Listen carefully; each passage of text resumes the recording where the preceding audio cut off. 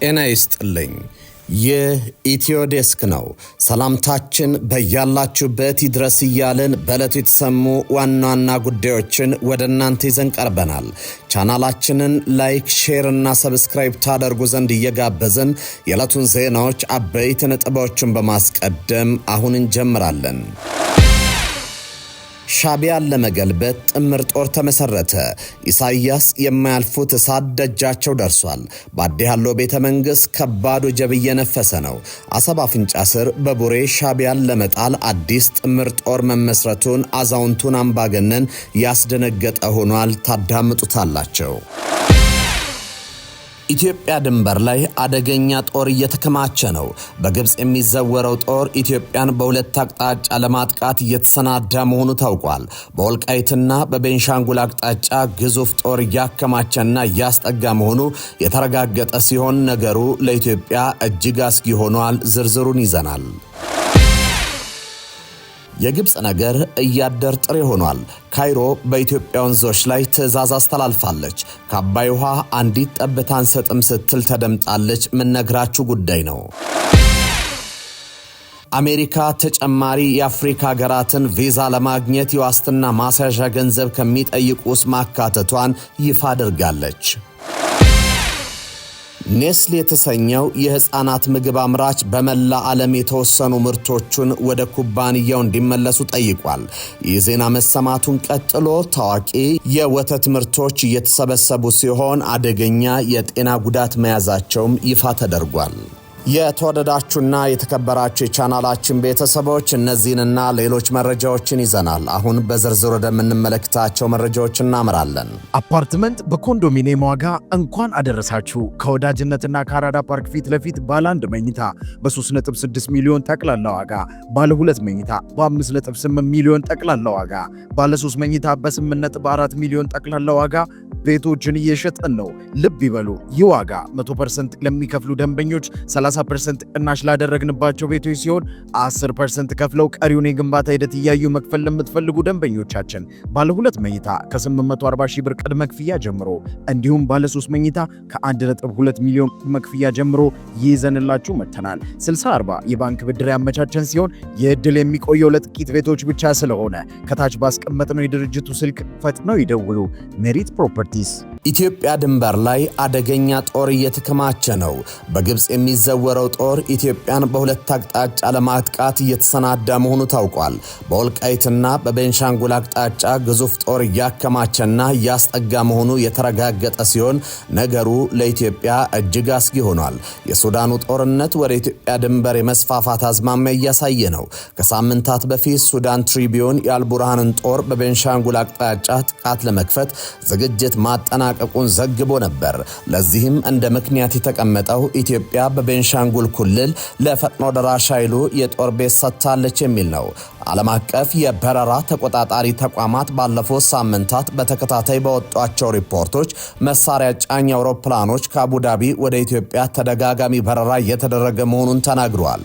በትናንትናው ዕለት ደግሞ አልማሻድ አልሱዳኒ.com የተሰኘ የሱዳን ሚዲያ ብሔራዊ ጦሩ ከፍተኛ ቁጥር ያለው ወታደርና የጦር መሳሪያ በኢትዮጵያ ድንበር ላይ እያከማቸ መሆኑን ምንጮቹን ዋቢ አድርጎ ዘግቧል። ይህም ለኢትዮጵያ ተጨማሪ ስጋት የፈጠረ ጉዳይ ሆኗል። ይህ በእንዲህ ሳለ የፈጥኖ ደራሽ ኃይሉ ዋና ደጋፊ አረብ ኤምሬትስ የውጭ ጉዳይ ሚኒስትሯን ባለፈው ሰኞ ወደ አዲስ አበባ በመላክ ከዶክተር ጌዲዮን ጢሞቴዎስ ጋር ተወያይተዋል። በውይይታቸው ማብቂያ በጋራ ባወጡት መግለጫ ከሚያዝያ 2015 ዓ.ም ጀምሮ ጦርነት እየታመሰ ባለችው ሱዳን የሚገኙ ተፋላሚ ኃይሎች በንጹሃን ላይ የሚፈጽሟቸውን ጥቃቶች አውግዘዋል። ሁለቱም ተፋላሚ አካላት ለንጹሃንና ለሰብአዊ ድጋፍ ሰራተኞች ጥበቃ እንዲያደርጉ ጥሪ አቅርበዋል። ጦርነቱ የሚቋጭበትን መንገድ በተመለከተም የእርስ በርስ ጦርነት የማቆም ቀዳሚ ኃላፊነት የተፋላሚ ወገኖች መሆኑን ሁለቱም ወገኖች አስምረውበታል የሚለው መግለጫው ላይ ሰፍሯል። በአስቸኳይ ወደ ዘላቂ ተኩስ አቁም የሚደረግ የሰብአዊ ተኩስ አቁም ስለማድረግ አስፈላጊነትም በመግለጫቸው ያነሱት ሁለቱ ሀገራት በመላው ሱዳን አስቸኳይ ፈጣንና ያልተገደበ የሰብአዊ እርዳታ አቅርቦት እንዲኖርም ጠይቀዋል። በሲቪል የሚመራ ገለልተኛ መንግስትን ለመመስረት መንገድ የሚጠርግ አካታችና ግልጽ የሽግግር ሂደት መኖሩ አስፈላጊ መሆኑንም አንስተዋል። የተባበሩት መንግስታት የሱዳን ጦርነት እየተቀጣጠለ ለመምጣቱ አንዱ ምክንያት የውጭ ድጋፍ መሆኑን ቢያነሳም የትኛውም አካል በስም አይጠቅስም። የባህረ ሰላጤው ሀገር የተባበሩት አረብ ኤምሬቶች ከዚህ ጋር በተያያዘ በተደጋጋሚ ስሙ ይነሳል። ሻዕቢያን ለመገልበጥ ጥምር ጦር ተመሰረተ። ኢሳያስ የማያልፉት እሳት ደጃቸው ደርሷል። ባዲያሎ ቤተ መንግስት ከባድ ወጀብ እየነፈሰ ነው። አሰብ አፍንጫ ስር በቡሬ ሻዕቢያን ለመምታት አዲስ ጥምር ጦር መመስረቱን አዛውንቱን አምባገነን ያስደነገጠ ሆኗል። የኤርትራ ተቋሚ ድርጅቶች የኤርትራ አፋር ብሔራዊ ጉባኤና ቀይ ባህር አፋር ዲሞክራሲያዊ ድርጅት አብሮ ለመታገል የሚያስችላቸውን የትብብር ስምምነት ተፈራርመዋል። ስምምነቱ ሻዕቢያን አሸብሯል። ሁለት የኤርትራ ተቋሚ ድርጅቶች አዲስ አበባ ውስጥ በተፈራረሙ ስምምነት የጋራ ግብ ማስቀመጣቸውንም አስታውቋል። አሊ መሐመድ ዑመር የኤርትራ አፋር ብሔራዊ ጉባኤ ስራ አስፈጻሚ አባልና ቃል አቀባይ ናቸው። ከጥቂት ሳምንታት በፊት አፋር ክልል ሰመራ ውስጥ የአፋር ሱልጣኖች፣ ምሁራን፣ ወጣቶችና ሌሎች የማህበረሰብ አካላት ተሳታፊ በሆኑበት ጉባኤ ድርጅታቸው ከቀይ ባህር አፋር ዲሞክራሲያዊ ድርጅት ጋር በመድረኩ መታደሙን በማስታወስ አሁን ደግሞ የኤርትራ አፋር ብሔራዊ ጉባኤ ከቀይ ባህር አፋር ዲሞክራሲያዊ ድርጅት ጋር አዲስ አበባ ውስጥ በፈረሙት ስምምነት አብሮ ለመታገል መስማማታቸውን አስረድቷል። በአካባቢው ላይ ያለውን አምባገነን ስርዓት ለመገርሰስ በምናገኘው ድል በሙሉ አብሮ መስራት የግድ መሆኑን አምነን የተስማማንበት ስምምነት ነው የተፈራረምነው ያሉት አቶ አሊ የዚህ ስምምነት ውጥኑም የትግል ግቡ ተመሳሳይ የሆነውን የአፋር ህዝብ ፍላጎት ለማሳካት ነው ብሏል። የሁለቱ ድርጅቶች ስምምነት ኤርትራ ውስጥ የህዝቡን ራስን በራስ ማስተዳደር ማሳካት የመጀመሪያ ግቡ ነው ያሉት ቃል አቀባዩ ትግላቸውን ዲሞክራሲያዊ ኤርትራ ለመፍጠር እንደሆነም ገልጸዋል። የቀይ ባህር አፋር ዲሞክራሲያዊ ድርጅት ቃል አቀባይ አቶ ነስረዲን አህመድ አሊ በበኩላቸው በቅርቡ በሰመራ ከተደረገው ህዝባዊ ኮንፈረንስ መረዳት የተቻለው ለሶስት አስርት ዓመታት የተለየ ጭቆና ውስጥ ነበርን ያሉት ቀይ ባህር አፋር ዴናክሊያ ህዝብ ይፈጸምበታል ካሉት ጭቆና ነፃ እንዲወጣ ህብረት በማስፈለጉ ወደ አንድ መተናል ሲሉ ተናግረዋል። እኛ ሁለቱም የፖለቲካ ኃይሎች የቀይ ባህር አፋር ተወላጆች እንደመሆናችን ልዩነት እንኳን ቢኖር ወደ አንድነት በሂደት ውስጥ መምጣት እንዲቻል በማሰብ ነው ያሉት አቶ ነስረዲን የህዝቡን ፍላጎት ጭምር መሰረት በማድረግ ብሎም ለሌሎች በትግሉ ለሚገኙ ድርጅቶች አብነት ለመሆን ለአንድ ግብ ስምምነት አኑረናል ብለዋል። በኤርትራ ዲሞክራሲ ያሉ ስርዓትን በመገንባት የህዝቡን የራስን እድል በራስ የመወሰን ዲሞክራሲያዊ መብት ማረጋጋት የትግሉ ግብ ነው ያሉት አቶ ነስረዲን አክለውም ከፖለቲካ ግባቸው ለመድረስ አንድነት በማስፈለጉ የትብብር ስምምነት መፈረማቸውን አስረድተዋል። የግብጽ ነገር እያደር ጥሬ ሆኗል። ካይሮ በኢትዮጵያ ወንዞች ላይ አደገኛ ትዕዛዝን አስተላልፋለች። ከአባይ ውሃ አንዲት ጠብታ እንሰጥም ስትል ተደምጣለች። ከአባይ ውሃ ላይ አንዲት ጠብታ ውሃ እንሰጥም ሲሉ የግብጽ የውጭ ጉዳይ ሚኒስተር የውሃ ሀብት ሚኒስትሩ አዲስ መግለጫ ሰጥቷል። የግብጽ ባለስልጣናት የህዳሴውን ግድብ ስራ ከተጀመረ አንስቶ ግንባታው ተጠናቆ ከተመረቀ በኋላ ጭምር በጉዳዩ ላይ መግለጫ መስጠታቸው የተለመደ ሆኗል። የግብጻውያኑ በሰጡት መግለጫ ለየት የሚያደርገው ግን ሁለት የግብጽ ሚኒስትሮች በጋራ መግለጫ መስጠታቸው ነው። እነዚህ የውጭ ጉዳይ ሚኒስትሩና የውሃ ሀብት ሚኒስትሩ ናቸው። ሚኒስትሮቹ በጋራ በወጡት በዚህ መግለጫ ግብጽ ከአባይ ተፋሰስ ሀገራት ጋር ያላትን ግንኙነት መገምገማቸውን አስታውቀው ከቅርብ ጊዜ ወዲህ አባይ ተፋሰስ ኢኒሼቲቭ አማካኝነት የተደረገው ምክክር ጠቅሰዋል። በኢኒሼቲቭ አማካኝነት የአባይ ተፋሰስ ሀገራት ወደ አንድነት እንዲመጡ የበኩላቸውን ጥረት ማድረጋቸውን ገልጸው ግብጽ ከሁሉም የአባይ ተፋሰስ ሀገራት ጋር በትብብርና ለጋራ ጥቅም ለመስራት ቁርጠኝነቷን ማሳየቷን አስረድቷል። ጨምረውም በዚህ የትብብር ልማት ጥረቶች የግብጽ የውሃ ደህንነትን ሊያዳክሙ ይችላሉ ወይም ድንበር ተሻጋሪ ወንዞችን በተመለከተ ዓለም አቀፍ ሕግን የሚጥሱ እንዳይሆኑ ልዩ ትኩረት እንደተሰጠውም ጠቅሷል። ሚኒስትሮቹ ጨምረው ይሁንና በምስራቃዊ አባይ በኩል ዓለም አቀፍ ሕግን የጣሱና የተናጠል ፕሮጀክቶችን እያከናወኑ መሆናቸውን አጥብቀን እናወግዛለን ያሉ ሲሆን በድንበር ተሻጋሪ ወንዞች ላይም ዓለም አቀፍ ሕግን ማክበር እንደሚገባም አሳስበዋል።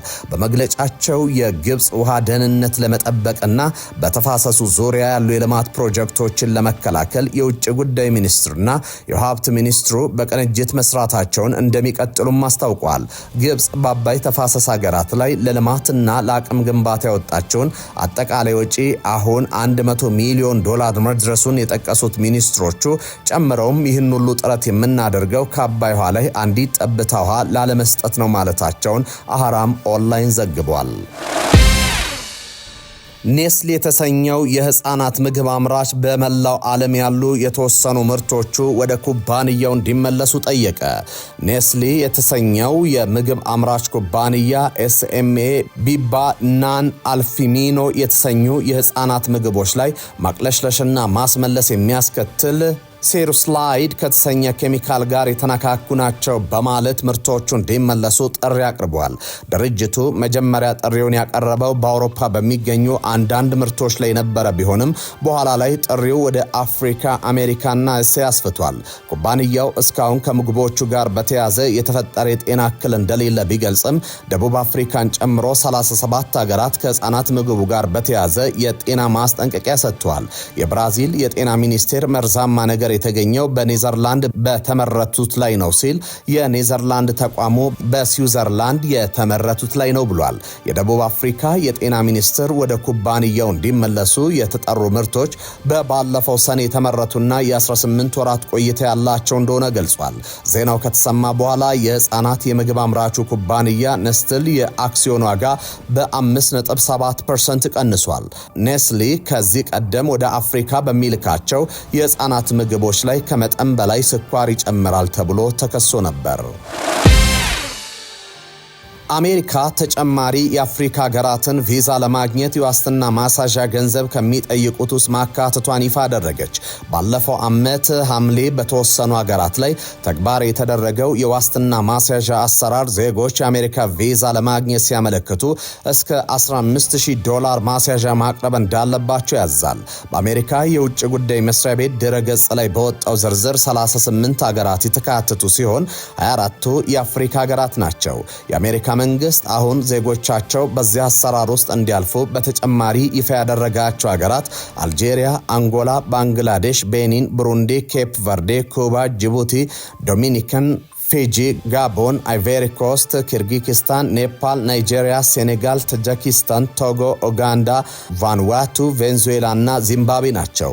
በዚህ አሰራር መደበኛው ቢ1 እና ቢ2 የተባሉትን የስራና የቱሪስት ቪዛዎች ለማግኘት የሚያመለክቱ የአገራት ዜጎች ጉዳያቸውን በሚመለከት የቪዛ ባለስልጣናት ውሳኔው መሰረት $5,000፣ $10,000 ወይም $15,000 ማሳዣ ማቅረብ አለባቸው። ይህ ባለፈው ዓመት ሐምሌ መጨረሻ ላይ ይፋ የተደረገው የቪዛ አሰራር በቀዳሚነት ቡታን፣ ቦትስዋና፣ ማዕከላዊ አፍሪካ ሪፐብሊክ፣ ጋምቢያ፣ ጊኒ ቢሳው፣ ማላዊ፣ ሞሪታኒያ፣ ናሚቢያ፣ ሳኦቶሜ፣ ታንዛኒያ እና ተርከሜኒስታን እንደዚሁም ዛምቢያ ነበሩበት።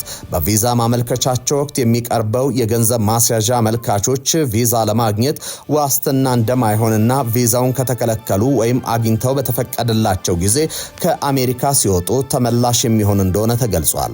ይህ የአሜሪካ መንግስት በ38 ሀገራት ዜጎች ላይ የጣለው የቪዛ ማግኛ ቅድመ ሁኔታ ከተፈቀደላቸው ጊዜ በላይ አሜሪካ የሚቆዩ ሰዎችን ለመቆጣጠር መሆኑን ባለስልጣኑ አስረድተዋል። የአሜሪካ የዜግነትና የስደተኞች አገልግሎት በሚኒሶታ የሚገኙ ስደተኞችን ሕጋዊነት እንደገና ለመመርመርና ማጭበርበር የተገኘባቸውን ወደ ሀገራቸው ለመመለስ ያለመው ኦፕሬሽን ፓሪስ የተሰኘ ዘመቻ መጀመሩን አስታወቀ። ይህ ኦፕሬሽን በዋናነት የሚያነጣጥረው በፕሬዝደንት ዶናልድ ትራምፕ የጉዞ እገዳ ዝርዝር ውስጥ ከተካተቱት አሳሳቢ ሀገራት ከመጡትና በሚኒሶታ ከሚኖሩ 5600 ስደተኞች ላይ ሲሆን የሶማሊያ ተወላጆች የዚህ ዘመቻ ዋነኛ ዓላማ መሆናቸው ተገልጿል። እንደ ቃል አቀባዩ ማቲዮ ትራስጌት ለፎክስ ኒውስ እንደገለጹት ሚኒሶታ ለኢሚግሬሽን ማጭበርበርና የጦርነት ቀጠና ሆናለች። የአሜሪካን የኢሚግሬሽን ስርዓት ለቅጥፈት የሚጠቀሙትን ዝም ብለን አንመለከትም፣ ቅድሚያ ለአሜሪካን እንሰጣለን ብሏል። በዚህ ኦፕሬሽን መሰረት የስደተኞች የኋላ ታሪክ ምርመራ ባክግራውንድ ቼክ እንደገና ይደረጋል። ቃለ መጠይቆቹ በድጋሚ ይካሄዳሉ።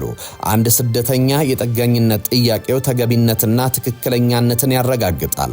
አሊያም ማጭበርበር ወይም የብሔራዊ ደህንነት ስጋት ከተገኘባቸው ጉዳያቸው ወደ ኢሚግሬሽን ፖሊስ ተመርቶ የመባረር ሂደት ይጀመራል ተብሏል።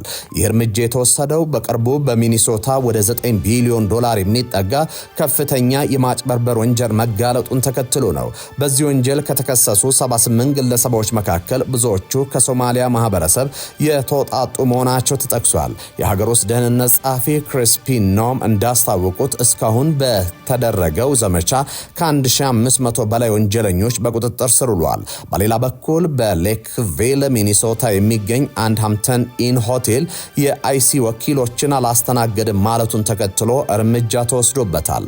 የትራምፕ አስተዳደር ሆቴሉ ከመንግስት ጋር የነበረውን ውል ያቋረጠ ሲሆን የሂልተን ሆቴል ግሩፕም ከቅርንጫፉ ጋር ያለውን ግንኙነት አቋርጧል። ባለስልጣናት እንደገለጹት ይህ በሚኒሶታ የተጀመረው ኦፕሬሽን ፓሪስ ወደ ሌሎች ግዛቶችም እንደሚስፋፋ ይጠበቃል። የየመን ፕሬዝዳንታዊ ምክር ቤት በርካታ የጦርና የደህንነት ኃላፊዎችን አባረረ። በረሻድ አልአሊሚ የሚመራው የየመን ፕሬዝዳንታዊ ምክር ቤት ከፍተኛ የጦርና የደህንነት ኃላፊዎችን ከስራ አሰናብቷል። ከተባረሩት ውስጥ ሜጀር ጀነራል ታሊብ ባርጋሺ፣ ሜጀር ጀነራል ሞሼ ማርሴ የሚገኙበት ሲሆን እነዚህን ጨምሮ የተባረሩት መኮንኖች ለምርመራ በሚል በቁጥጥር ስር መዋላቸውን አልአረቢያ ዘግቧል። የየመን ጦር ኃይል ዋና አዛዥ ጭምር የሆኑት ሊቀመንበሩ ረሻድ አላሚን ይህንን እርምጃ የወሰዱት በወታደራዊ የኃይል የበላይነት መያዛቸውን ተከትሎ ነው። በሳውዲ አረቢያ የሚደገፉት ሊቀመንበሩ ዛሬ ያባረሯቸው ከፍተኛ ባለስልጣናት ለተገንጣዩ ቡድን ድጋፍ ሲሰጡ ነበር በማለት ወንጅሏቸዋል። እርምጃውን የወሰዱትም በዩናይትድ አረብ ኤምሬትስ የሚደገፈው ተገንጣዩ ቡድን ኤስቲሲ መሪ የሆኑት አዳሮስ አልዙባዲ ከአገር መውጣታቸውን ካረጋገጡ በኋላ ነው። አዳሮስ በጀልባ ወደ ሶማሌላንድ ከገቡ በኋላ በአውሮፕላን ወደ ዩናይትድ አረብ ኤምሬትስ ማምራታቸው ተነግሯል። ይህ በእንዲህ እንዳለ የተገንጣዩ ቡድን መሪ እንዲያመልጡ ዩናይትድ አረብ ኤምሬትስ ድጋፍ አድርጋለች በሚል ሳውዲ አረቢያ ከፍተኛ ቁጣ ውስጥ መግባቷን አስታውቃለች። አፓርትመንት በኮንዶሚኒየም ዋጋ እንኳን አደረሳችሁ። ከወዳጅነትና ከአራዳ ፓርክ ፊት ለፊት ባለ አንድ መኝታ በ3.6 ሚሊዮን ጠቅላላ ዋጋ፣ ባለ 2 መኝታ በ5.8 ሚሊዮን ጠቅላላ ዋጋ፣ ባለ 3 መኝታ በ8.4 ሚሊዮን ጠቅላላ ዋጋ ቤቶችን እየሸጥን ነው። ልብ ይበሉ፣ ይህ ዋጋ 100% ለሚከፍሉ ደንበኞች 30% ቅናሽ ላደረግንባቸው ቤቶች ሲሆን 10% ከፍለው ቀሪውን የግንባታ ሂደት እያዩ መክፈል ለምትፈልጉ ደንበኞቻችን ባለ 2 መኝታ ከ840 ሺህ ብር ቅድመ ክፍያ ጀምሮ እንዲሁም ባለ 3 መኝታ ከ1.2 ሚሊዮን ቅድመ ክፍያ ጀምሮ ይዘንላችሁ መጥተናል። 60/40 የባንክ ብድር ያመቻቸን ሲሆን የዕድል የሚቆየው ለጥቂት ቤቶች ብቻ ስለሆነ ከታች ባስቀመጥነው የድርጅቱ ስልክ ፈጥነው ይደውሉ። ሜሪት ፕሮፐርቲስ። ተመልካቾች ለሰዓቱ የነበሩን ዜናዎች እኚህ ነበሩ። በያላችሁበት ሰናይ ጊዜ